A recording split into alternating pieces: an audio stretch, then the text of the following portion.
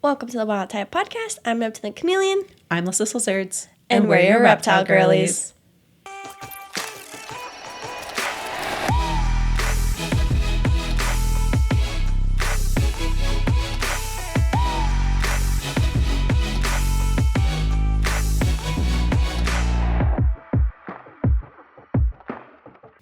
Well, happy November. Happy November. I still don't have my October nails. Because it's still very early October for us at the time of recording. But I just got my Halloween nails. Yours look freaking fantastic, and I'm so annoyed that I was too busy this week to get mine done because yours look incredible. But this is good. Then I'll have nail update this time, and you'll give nail update for mid-November of our October. But here's the good thing. My transition video of my nails will be posted in October. There you go.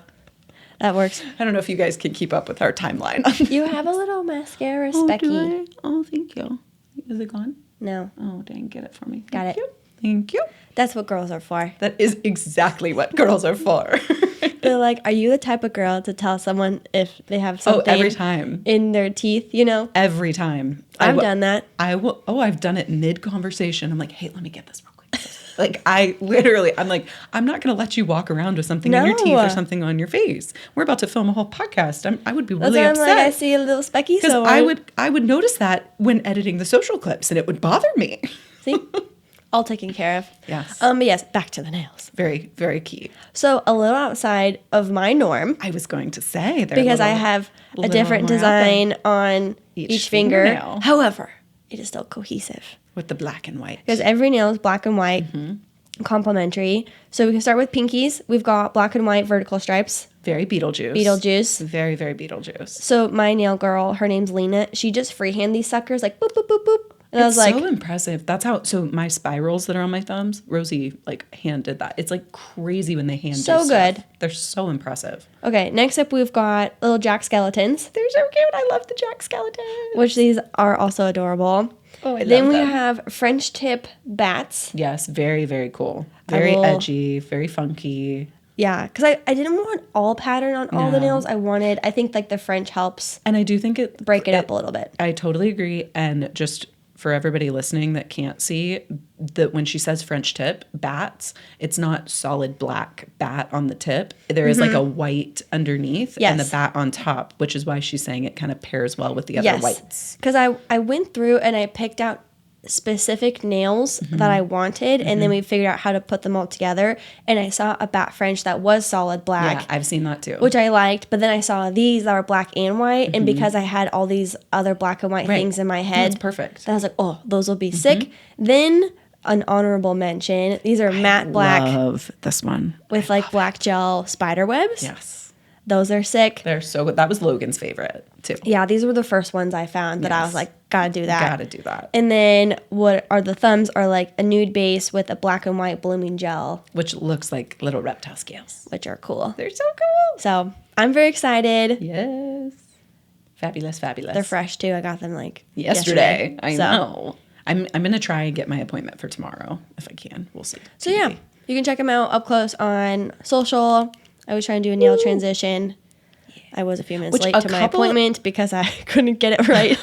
Which I have to tell you, at least just in the last like 3 weeks, I've had at least 2 reptile girlies reach out and send me some like cool nails. Just being like, here's some cool like nail inspo. And I'm like, love that. Love that. Love that. I went and like did a workout today, and one of the girls I like see all the time, she was like, you always have cool nails. Yeah. I was like, it's the best compliment. The best compliment. And I'm so excited to go to work tomorrow. I'm like, hi everybody, how's your day going? Look at me. They're so cool. Yeah, that's why I'm actually part of the reason I don't have mine yet is because I'm procrastinating because I still love these ones so freaking That's what much. You say, and then you get another killer set. I know. So the cycle continues. Yeah, it does. But I have some cool ideas because I'm going to try to match my Halloween nails to our party theme.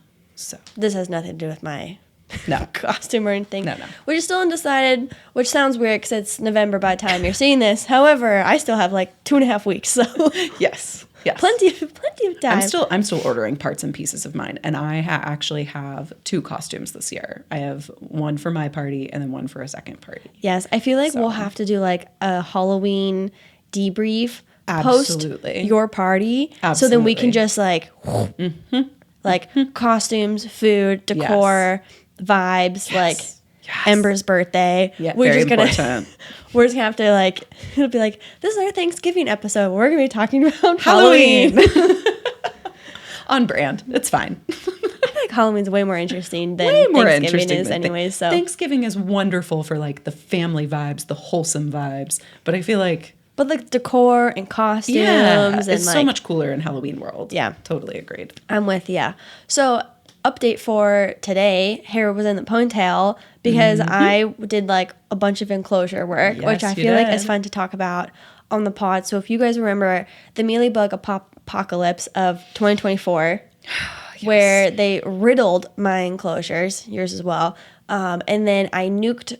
I say this is like I'm like World War apocalypse. This is warfare. It's warfare against the mealybugs. But in November, I like ditched all of my life plans, stripped everything in there, deep cleaned everything, and then have been using fake plants up until just a few months ago, where one by one I've been doing every enclosure, giving about 1 month's time to kind of like, okay, let me see If you're good. if anything, and I'm like inspecting them, repotting them, washing them, like doing everything I possibly can. What you have to do. Yeah.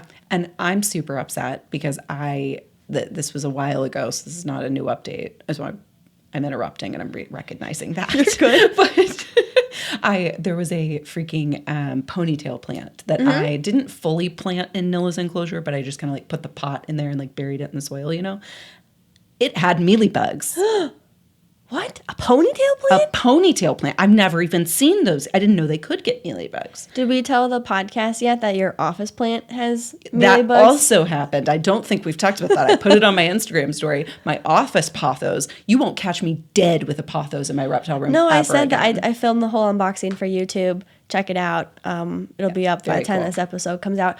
But I literally talk about there how like I'm no longer using pothos because they're so prone to mealybugs that I'm like, this is absolutely ridiculous. In my office potho, it was an office pothos, and it had mealybugs, and I'm Yeah, like, no. and there haven't been mealybugs or live plants in my enclosures since I think like beginning of 24. I think, That's insane. and they were still in the freaking ponytail plant. Yeah, no.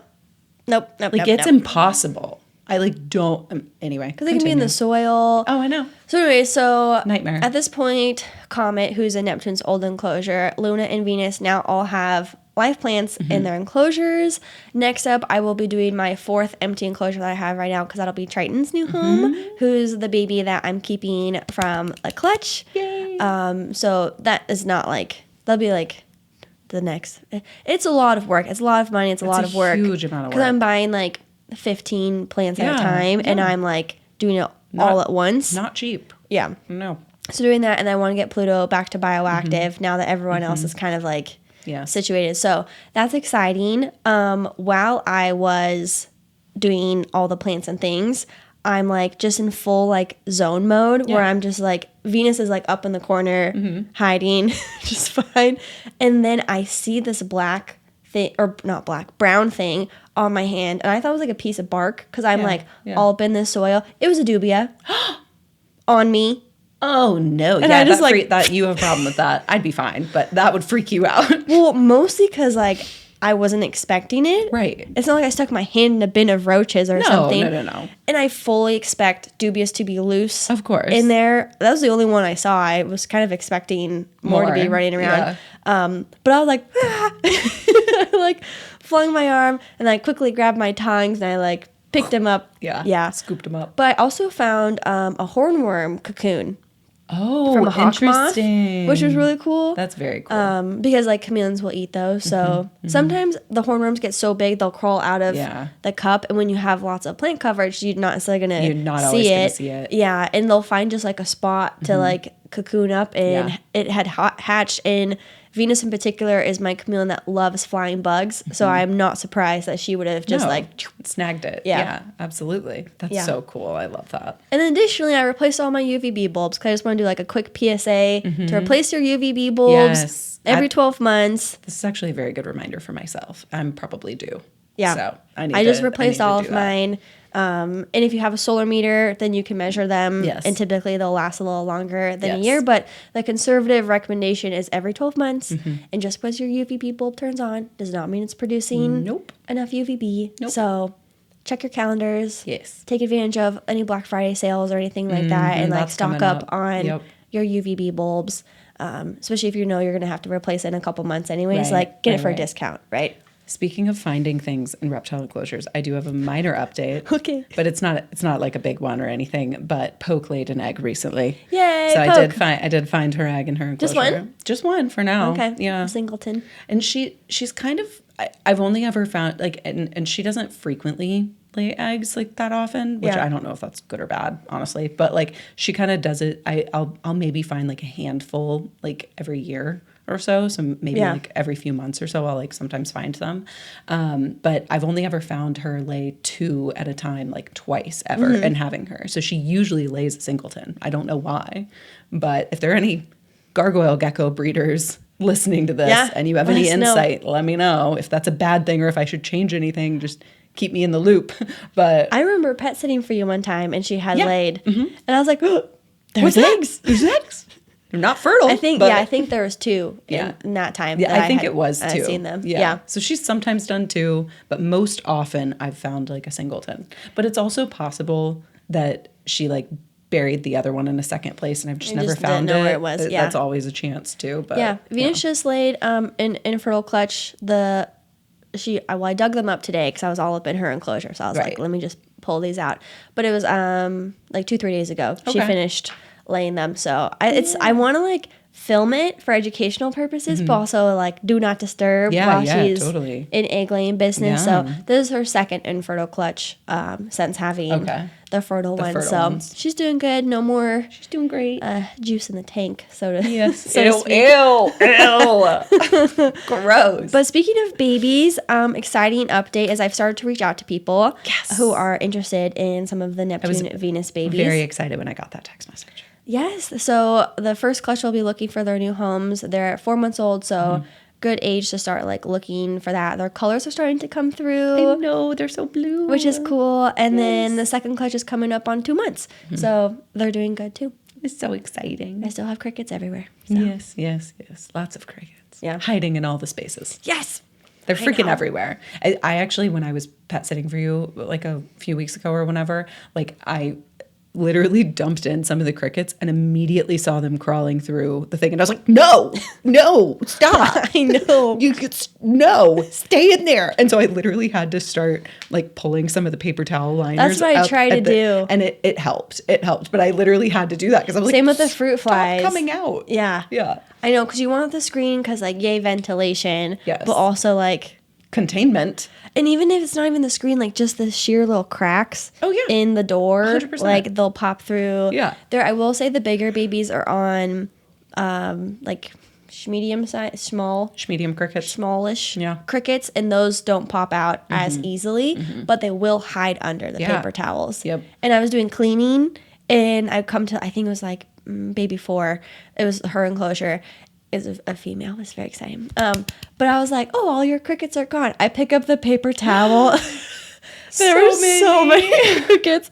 I was like, oh. So Never mind. I gave her 2 days with no paper towel. Yeah, Because I was let her like, eat girl, them I all. need you to eat these before. Yeah, we're not wasting these crickets. No. Come on. No. So anyways, That's too funny. that's the baby update. They're doing very good. So freaking cute. Yeah. It's been a long journey. Yes, it has. They've long been journey, eating up a but- lot of your time. Yes.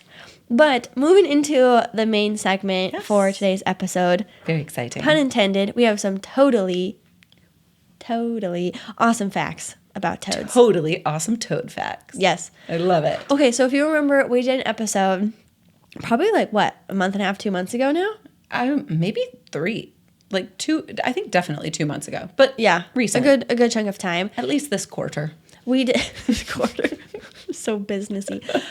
Where we did fact or fib, and we did frog facts, and we had to guess if they were amphibian, Yes. or if they were like true. And so a spinoff of that, we're gonna do frog or toad. Yeah. And so I'm gonna give facts, and then she's going to have to decide if My it's turn. frog or toad, and I'm adding a third category or both. Oh, there's a both. Because... I wasn't expecting that. I wrote this down. Ooh. All toads are frogs, but not all frogs are toads. Yes, and I've heard that many, many times. So if it's true for toads, then by default, it's also true for frogs, because it's like frogs, like toads are a subcategory of frogs. So there's like some of these that are unique to what makes a toad, and then other would be for both. Important question. Yes. Are both frogs and toads considered amphibians? Yes. That's what I thought. Okay. Yes. Triple confirming. I learned a lot about toads about an hour ago. So, also, these are off the internet. Oh, yeah. So the validity of these is questionable. Yes. Yes. So if you were like a thorough frog toad keeper, one, we're doing this for you. But two, we are not frog or toad keepers. No. So high likelihood that we could be incorrect. There's a chance. There's not highly likely, but there's a chance. For sure, a chance. So there were some facts in there that I was like, yeah. We shall see. So as always, correct us in the comments. Yes. Let us know if we're wrong, because we're learning here with you guys too. So the way I tried to phrase these is I'm just saying they. Okay. And then you can interpret if they is a frog, toad, or both. Okay. Got it. Because I was trying to, I'm like, wording these. So if you're confused, just ask. But first one, they have teeth on their upper jaw, but they do not have teeth on their bottom jaw. Oh. I'm thinking toad. Frogs. Really? Toads don't have teeth. I would have thought it would be the other way around. So frogs have teeth on their top jaw. Yes. And they have gummy bottoms, right? No teeth on the bottom. And toads have no teeth. Interesting. Now I want to know how that affects the diet. We will have one of them on diet. Okay. I figured. Later on. So I will refrain from elaborating on the eating behaviors of frogs and toads. But yes, so the correct answer is frogs. Interesting. Because toads don't have teeth. I would not have. I'm learning. See, aren't you excited for this? This is very fun. This is very fun. I love this. It's also fun for me to be in this position. Yes, and it is. You're in the hot seat. Because I feel like I did pretty good with the factor fib. No, you handled it well. Some of them not so much, but okay. This species is a desert dweller that can wait up to 7 years for rain. It burrows underground and surrounds itself in a transparent cocoon made of its own shed skin. Is this a rain frog? Like the specific little what are they I think they're literally called rain frogs. So you're going with frog? I'm going with frog. Okay, the species this said was Australian water holding frog. Okay. Oh, interesting. Because there's also, have you seen the really adorable little rain frogs that people love? But I will look them up. They're very adorable. They're so chunky and fat and they bury themselves in the ground and they only come up when it rains and they're I think mostly wild caught and it's a whole thing. Okay, I thought this one was going to stump you because I think toads traditionally people think as being more burrowing but also land dwelling and frogs being a little more aquatic kind of. Mm-hmm. So I thought this one was going to trip you up, but frog is correct. I don't know if I'm thinking of that specific rain frog, but I am just thinking of certain rain frogs I know, which is what made me think of it. This is good. Yes. Good. Are you looking for a new enclosure for one of your reptile babies? Be sure to check out Cages with a K. Each enclosure is made to order by their team in Minnesota, which means they can even do custom builds. The enclosures are made from high-quality PVC with tempered glass doors allowing for superior heat and humidity retention. They offer screen tops, side vents, and belly heat customization options to ensure the ideal setup for any environment. So whatever dream home you want built, Cages has you covered. Use code WILDTYPE50 to get $50 off any order over $300 at reptilecages.com. Do you sell reptiles? Be sure to check out the Palm Street app, a place where you can have your very own live auctions to help find your reptiles' amazing homes in a community full of thousands of reptile lovers. To apply to be a seller, go to page.palmstreet.app/reptile. They prioritize ethical breeding and trading practices, ensuring all reptiles on their platform come from responsible sources. Once approved, Palm Street's reptile team will guide you through every step. From setting up your reptile shop to going live for the first time, you'll get hands-on support to sell confidently, safely, and responsibly. Okay, Neptune, what are your top 2 feeder bugs for all your critters? Dubious for protein and black soldier fly larvae for lots of calcium. Simpton offers a wide variety of insects like silkworms, dubia roaches, waxworms, and our favorites, black soldier fly larvae. I've also heard the entomologists at Simpton have customized the diet of their black soldier fly larvae to maximize their calcium content, so there's no need to dust them with calcium. So if you're interested in trying them out, use code THEWILDTYPE at SimptonBSF.com for 15% off your order. Okay, next one. They possess parotoid glands behind their eyes that secrete a milky poison or toxin to deter predators. These are toads. Yes. Absolutely. Is it the horny toads? This is, I think, most toad species. Oh, I didn't know all toads could do that. I don't want to say all because I'm sure there's an exception, but this is a key characteristic of a toad. Interesting. Yeah. Because I know of at least like 1 or 2 toad species, like the horny toads and there's a couple of specific toad species that I know can do this. So that makes sense. Yeah. It's all toads. Wow. Yeah. I didn't know it was all toads. Which I find interesting because think of like a poison dart frog where we have talked about like in captivity, they're not poisonous because it's their diet. Yes. Whereas like toads are venomous, poisonous. Yeah. Poisonous. Poisonous. Yes. Yeah. I was like, toad's not Yeah. biting you with its gummy mouth. No. It's secreting toxins. Poisonous. So it was like toads are naturally poisonous versus frogs. Like is have in their certain diet toxins and in stuff. their diet. Yeah. Interesting. Yeah. And then it's like, for frogs it's on their skin, but for toads it's like behind their eye. Anyways. Well, and I think at least if I'm remembering correctly, I think the horny toads, it looks like blood when they're like, it looks like they're like bleeding from their eyes when fun. it's crazy. It's like one of those crazy like animal facts of like they bleed from their eyes and it's toxic, like kind of a thing. Well, that did not come up in my Interesting toad research. I'm gonna have to keep that. Also could be like some myth from like my childhood, but that's what I remember. So bleeding from its eyes. Somebody tell me if that's correct. I'll Google it after we're done. But Yes, but this is why you have to be careful of like if your dogs are eating toads, which my dog is notorious for eating anything that like moves, like any like grasshoppers, toads, like bunnies, fly. Don't mention the bunnies. Sorry. Rest in peace to the baby bunnies that so got left in my yard. I didn't mean to out Ember to the pod. So sorry. Yeah, that was tough. That was a sad day. It makes me nervous. I'm like, don't put that in your mouth because you can't like be eating a toad. Yes, and some toads are like will mess you up. Yes, no, they would no, very dangerous. Yeah. So we have to be careful of those. Okay, next up, they can be found on every continent except for, this says Alaska. I meant to put Antarctica.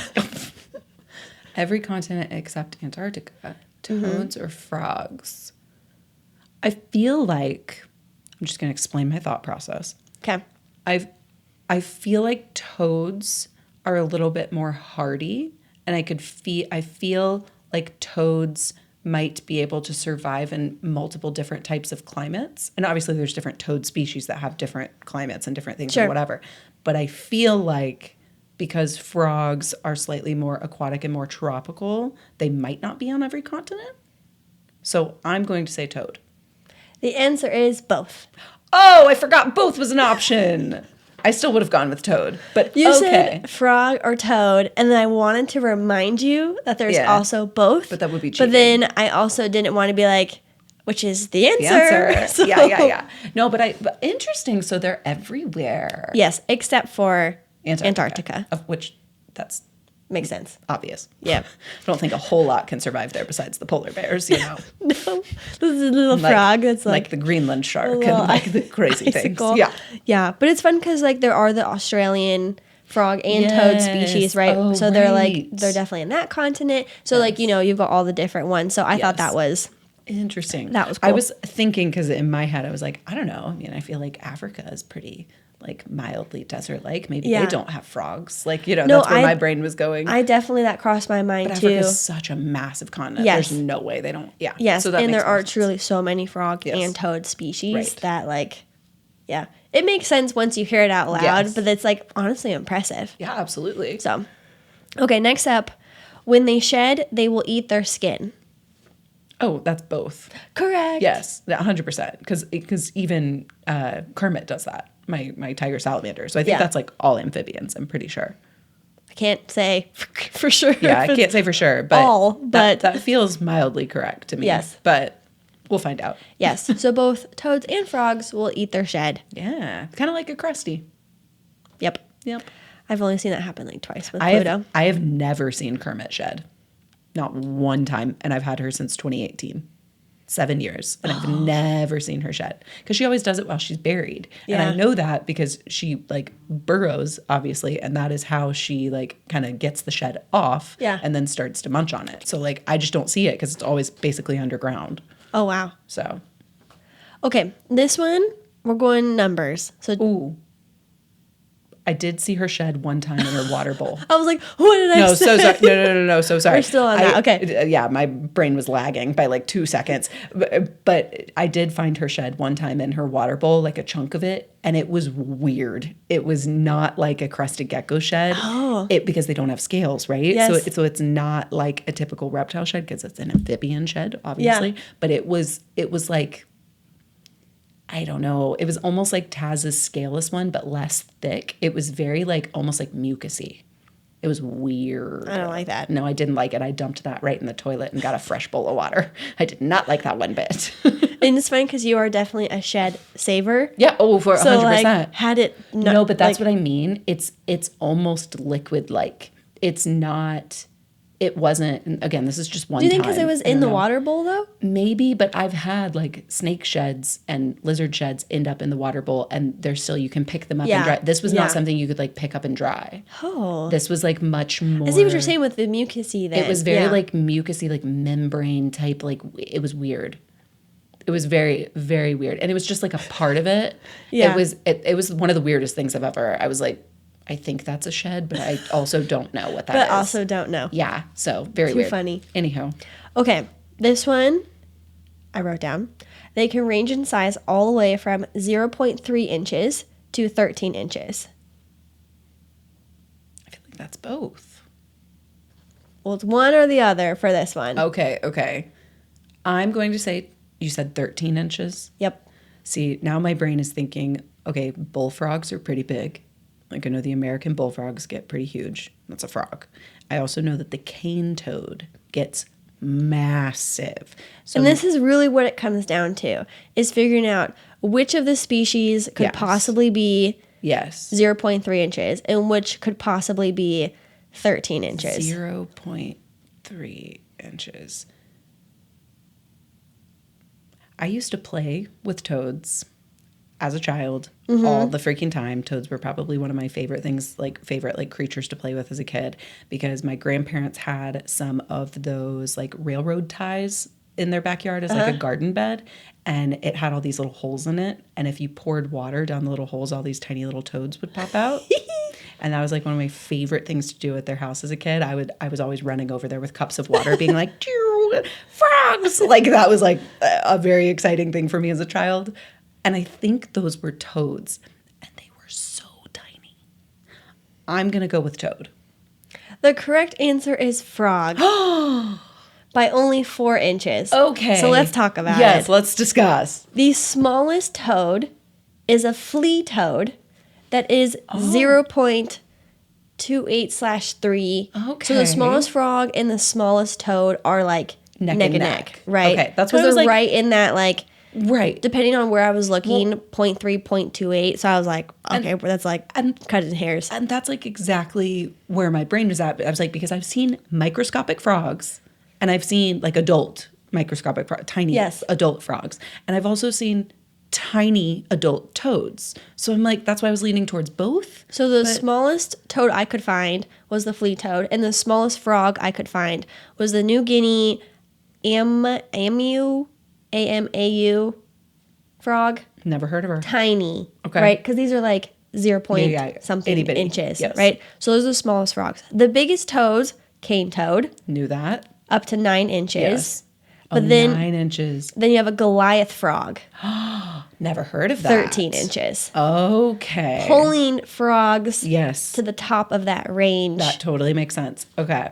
And that actually makes me feel better because the biggest frog that I could think of was like the American bullfrog. So that makes me feel better that I didn't even know what it was because I couldn't have gotten it correct anyway. Yes. But I was like, this one I thought would be fun because you're like, oh, how tiny can a toad or frog get and how big can they get? Yes. And which is most likely to kind of like fit in that. Yes. Man, in that range. Now I'm having flashbacks to the handful of little like tiny toads that I would carry over to my grandparents' porch and be like, "Mom, look!" And it was met with horror. Her mom was mortified. She was like, "Who is this weird child, and where did she come from?" I brought you these. Yeah, they were like jumping out everywhere. Can we talk for a minute? The picture that you also posted on your Instagram. Oh yes, it was so cutie. Because I feel like we'll do a slight tangent for this, and we'll come back to back to the toads, because I feel like that was like a really special moment. So to kind of like talk through what it was. I had one of my family members, my dad's cousin, and apparently he listens to the podcast. So hi Dave, love you. Hi Dave. Thank you for listening. Like meant so much to me when she texted me. His wife texted me, my aunt. She texted me and was like, you know, she sent me this picture and she was like, "Is this what started your career?" And I was like, I think I was already Irwin obsessed by that point. I was very deep into the crocodile hunter by age like 6. So, but she sent me this picture, and what it was me at about like 7 years old. And I vividly remember this. One of my great aunts we used to have all these family reunions every single summer. And one of my great aunts, who I've always connected very well with, and she is just wonderful and very sweet. And this is my Uncle Dave's mom. She, I think, had like hired like a animal educator to come to our house for the family reunion, and he had like all these reptiles. And so the picture was of me and this animal educator guy, and he was pulling a big boa out of the bag, and it was me standing in front of the bag looking at it with no fear at 7 years old. Just pure admiration. Pure admiration, fascination, excitement. Like just the little look on my face, my eyes were like so wide, and I was like, like it was so cool to see that photo. And I've seen it before, but I just didn't have it saved for some reason. So it was very, very sweet of my aunt to send it to me. Yeah. And also shout out to my Uncle Dave for listening to the pod. We appreciate you. Yes, I just thought that was really special. And like I think we've all had moments, and whether you were like from like a tiny kid or like a late bloomer in adulthood, like we all have that moment where we just kind of like fall in love with reptiles. So it's really cool to have like a picture. Oh yeah. And not that was like the quintessential moment, but you can tell like just the look on your excitement. face. Also your like my little bangs that you had were also adorable. So it was I was definitely like 6 or 7 at that age, I think. And it was in reality, looking at that photo, I'm like, that is absolutely the first big snake I've ever interacted with in my lifetime. So that's like a cool moment. And then I also have some like videos that I think you took at expos back in like 2019. Yes. Which was probably my first time interacting with a big snake as an adult, like many, many years later. Anytime we saw a boa. Yes. Anytime. Whether it was like at an expo or whatever, you're like, can I hold it? I'm going to go hold it. I'm going to go hold the boa. And I was like, okay, I'll film you. I'll take a picture. So it was very cool seeing that like very young photo, and then also having some memories of certain videos and photos that I have of me being older, kind of like reigniting that interest. So it was kind of cool to like compare those in my head. For sure. So it was very fun. I just figured it was worth sharing on the pod because like, that's like reptile girly core. I completely forgot that I posted that a couple days ago, and so I appreciate. I'm glad. I'm glad. Yes. Okay, back to diet. Yes. So you have to decide frog and toad diet. Yes. To be clear. Oh yeah. Sorry. Tangent's over. Yes. They swallow their prey whole. Oh. Who's this? Okay. I'm thinking both. Correct. Okay, because I'm sitting here, I'm thinking, I'm like, Kermit, my salamander does that. Oh, I learned. Yes, I know. With the hornworm. Yes. It's a full.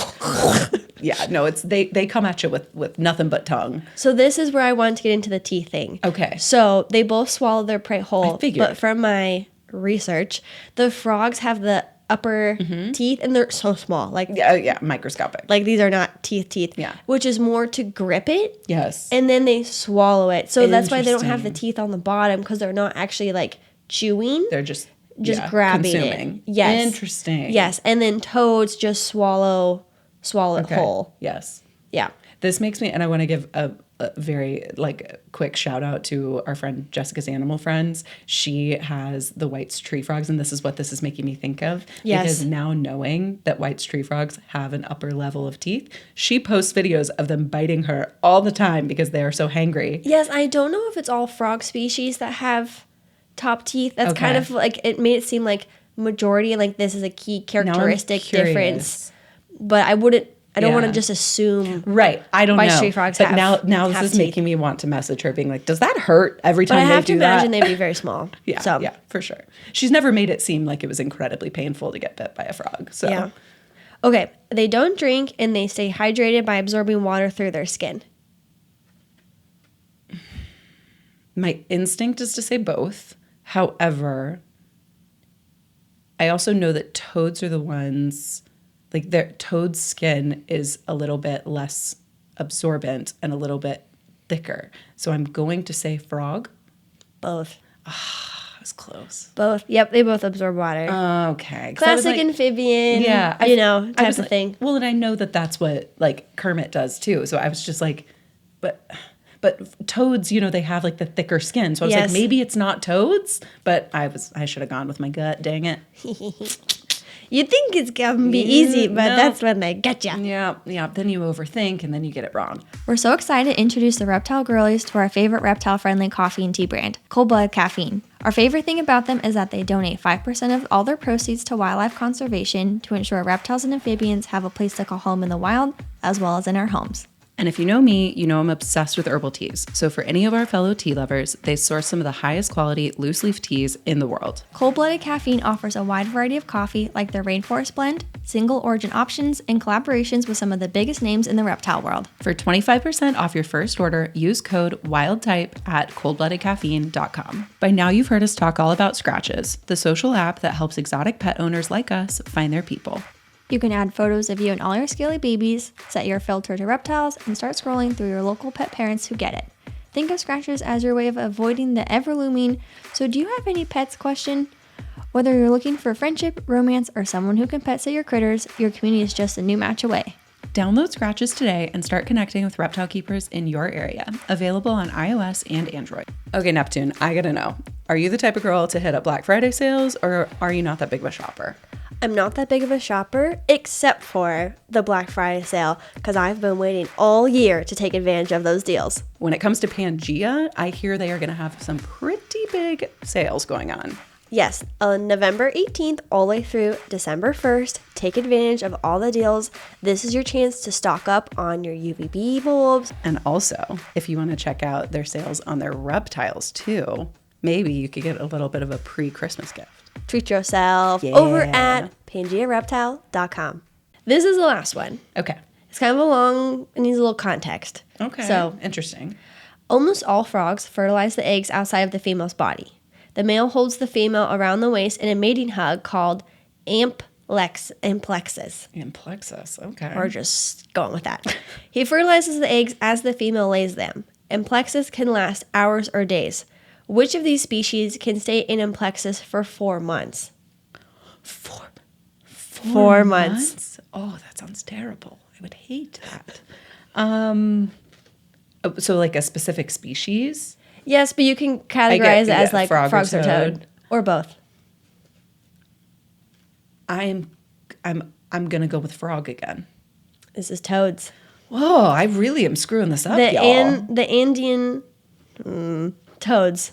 Interesting. Yeah. Just like a super random fun little fact that I came across. That's wild. That I knew I would say out loud, and you'd be like, whoa. So crazy. That's what I was trying to go for. Yeah, definitely got my reaction. That's for sure. That's a long freaking mating hug. Jeez. Don't sign me up for that species in my next life. So there you guys have it. I hope you had fun playing along. Yeah. A frog, toad, or both. Yes. Let us know. I think I got more wrong. that I did right? I don't know. I feel like you Half and half. Yeah. That's okay. Yeah, Okay. I would say probably at least half of them, if not more. But let us know if any of these are wrong. Yeah. Yeah, please. And also let us know if any of these you didn't know before. Yeah. And If you this guys was learned new something information new. for you, because I certainly learned several new things today.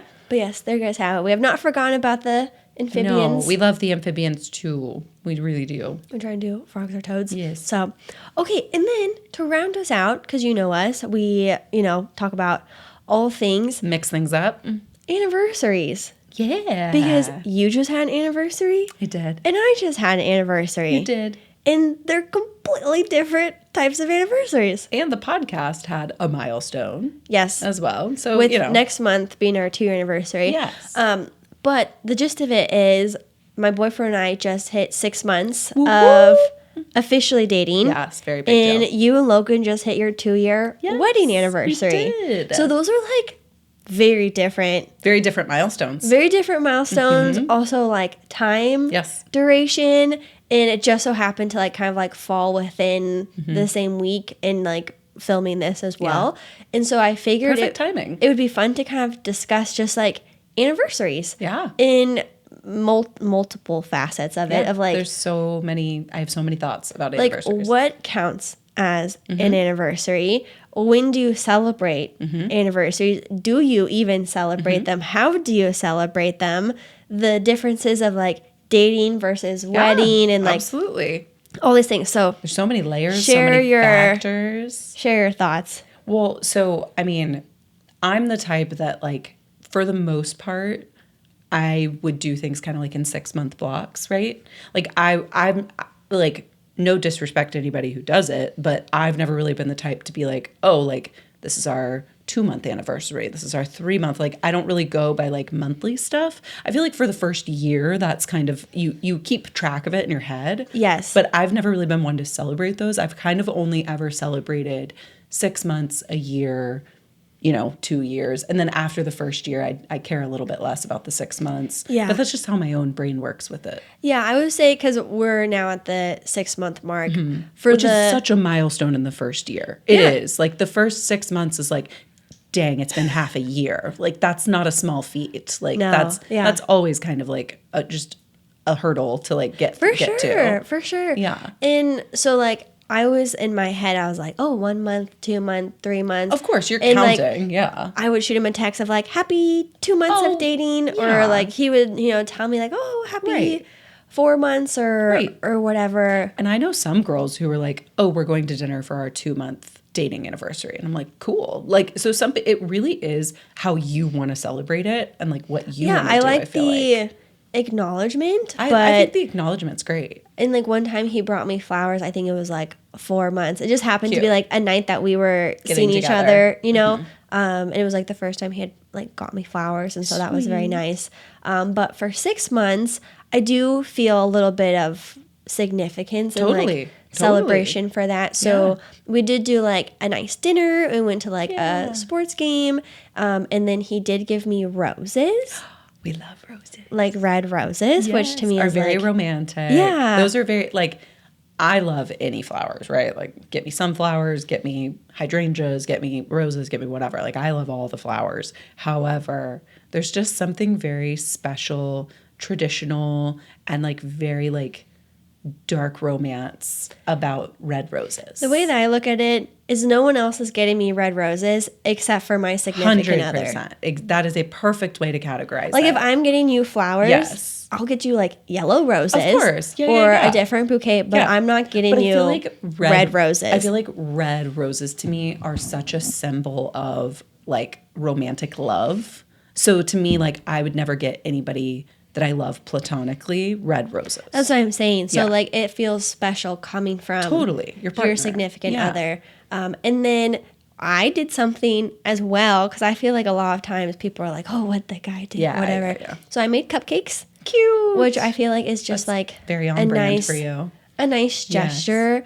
And then I hand painted a card and then beautiful. like wrote a little note. I love that. And they're nothing like grand or crazy. Like there's no like gifts per se, like presents. But just like a small token of like appreciation. And then it was just like, happy 6 months, Love. whatever. And so then I would anticipate like 1 year a little would bigger. also be like but a similar.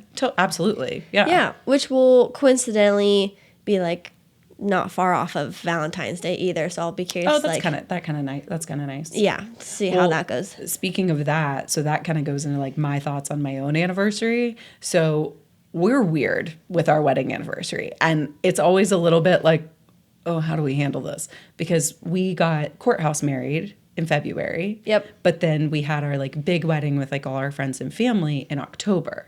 So it's a little bit like, which one do we celebrate? Which one's the real one? You have your dating anniversary. Do you guys like acknowledge a little bit that? So that's what I mean. Like, and then you guys had a longer period of time between when you were like first met versus when you were official. For us, it was a month and a half. Right. So like, it's kind of like, it's not too far off. Yes. But for you guys, it was like a whole summer. Right. I notoriously, when I was dating people, was very anti-commitment and terrified and commitment phobic. Which is its own thing. This is its own issue. It just means that if you go off of when you guys were official, exactly, it's not inclusive of all the time that you had before. So do you go from like, so it's weird. Yeah. So and which ones do you celebrate versus just like acknowledge? And in all honesty, it had the amount of dates that we have at this point, not like dates that we go on, but like the amount of significant calendar dates that we have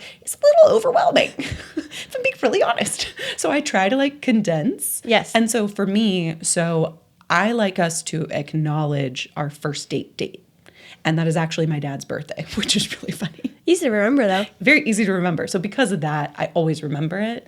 And our first date was a picnic. So I don't say that we celebrate it like every single year, but the first few years we would go on a picnic on our picnic date day. Right? Oh, cute. So it was very sweet. And like I could see us doing that sporadically from time to time. Okay, I like this idea though, because our first date was pizza. Cute. So like a pizza dinner. So I'm like, and you can do that at home, but you could also do that anywhere. Go out. It could be casual. Like, it could be bougie. It's our pizza date. Yeah, it's our pizza date. So we kind of like, we've occasionally, like I remember on the first anniversary of our first date, we went and did a picnic. I think we also did the same on the second. We haven't done it in a couple years because we had a lot going on. So I think it kind of just depends on like if we're free that week, but we always acknowledge it of like, oh, today's like our first date day. Like, we'll like acknowledge that with each other. But then about 6 months later, October timeframe was when we became like official. And that was when he like asked me to be his girlfriend. And so that to me, we don't really celebrate, but that is when I like, if I'm counting how long we've been together, I count it from that date, not the date that we met, because that was just a long time, and we weren't exclusive during that first 6 months of like seeing each other. So I consider like, oh, we've been dating 5 years since October 2020 is like how my brain works. Yeah, I know, isn't that insane? 5 years? We had that conversation during our anniversary dinner because we were like, it's been that long. Isn't that insane? I know. 5 years? No, I know. I've known Logan for 5 years now, and I'm still not sick of him. How is that possible? It's crazy. Whoa. I'm like, 6 months. Yay. No, I know. Like, but it's like 5 years since we first started dating. Yes. Right. But to like know a person for 5 years is crazy. Yeah. It's like, it freaks me out. We actually had this conversation at our anniversary dinner like last week, being like, we've known each other for 5 years, and I'm not tired of you. Like, I still want to be around you all the time. This is crazy. Let the record show. I've also known her for over 5 years. Yes, you have. And yet we also still hang out. So we do. That says a lot.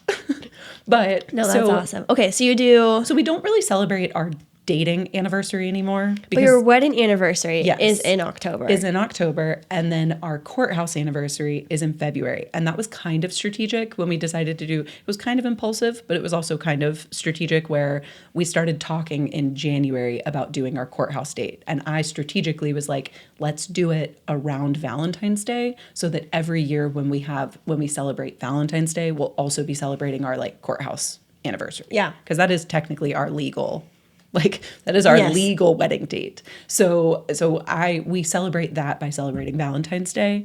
And then the way I look at it now, we got married in October, which was also strategic because we Yes. started dating in October. Yes. So I sum it up by we have 3 dates. We have Valentine's Day timeframe for that. Then we have anniversary in general in October. Yeah. And then in May, we're like, oh, picnic, you know? Yeah. So that's kind of how we operate with it.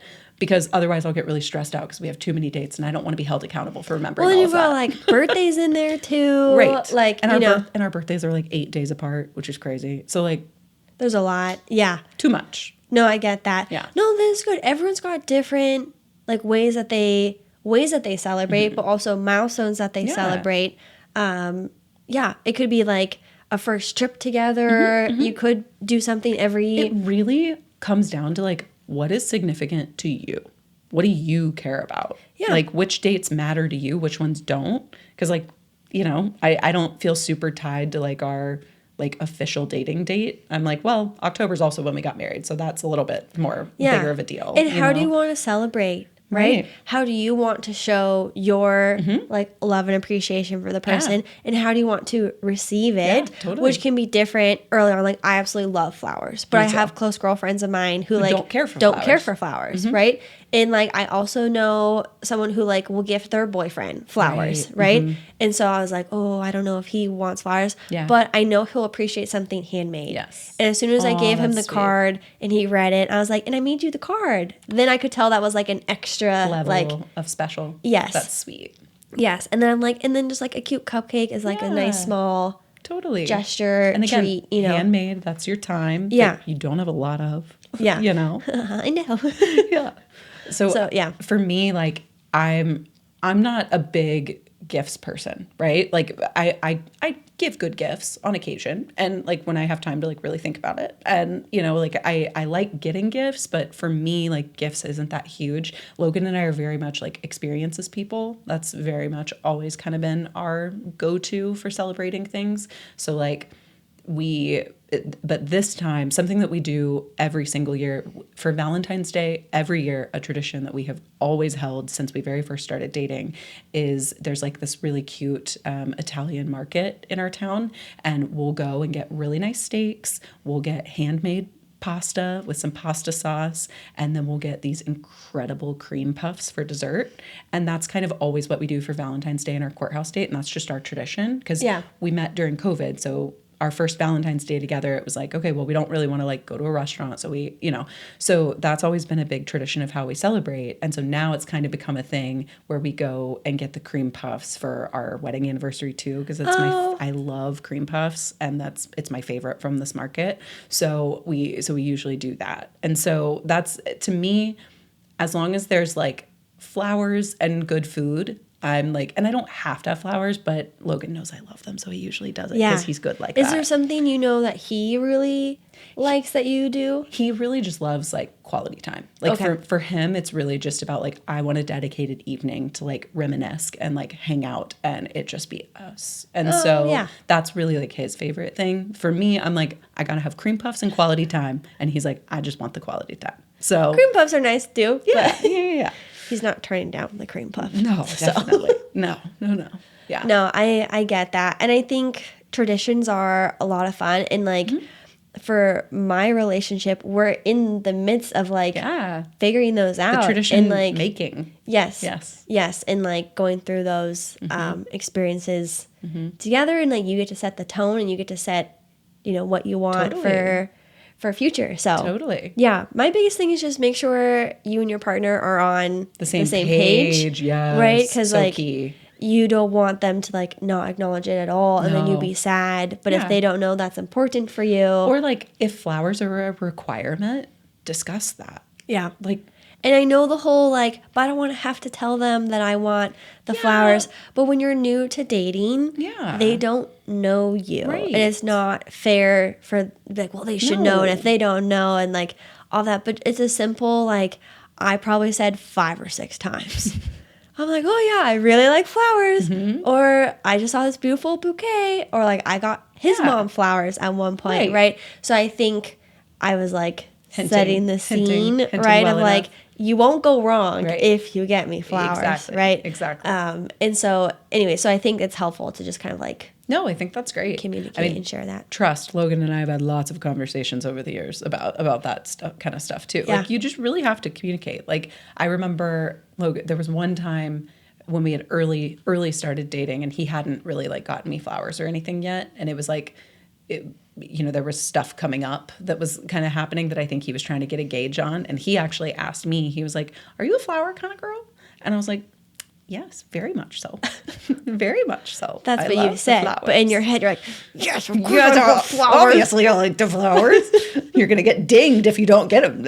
That's dramatic. But, it's like you got to kind of talk about those things. And I was appreciative that Logan, like, asked me that. Yeah. But at the same time, like, I also, I told him, I was like, yeah, actually, like, these are some of my favorite types. And I told him, like, some of my favorite types of flowers. Yeah. And he took that and did well. Love that. So, it's like you kind of, because maybe you hate sunflowers or you really don't like red roses or something like that. And if that's the case, like make sure that they know that so that you're not bummed out or whatever. Of course. I think that's just so important. Yes. So happy anniversary to you. Happy anniversary to me. Anniversaries all around. Happy anniversary to the pod very soon. Very soon. Yes. But I think that'll wrap us up for this episode. So as always, you can follow the podcast, early access, merch, the whole shebang will always be linked down in the description. You can follow the pod at the Wild Type Podcast. Yes. You can follow me everywhere at Neptune the Chameleon. And me everywhere at Lyssa Lizards. Alright, so that is a wrap, and we'll catch you guys next Tuesday. Bye, girlies.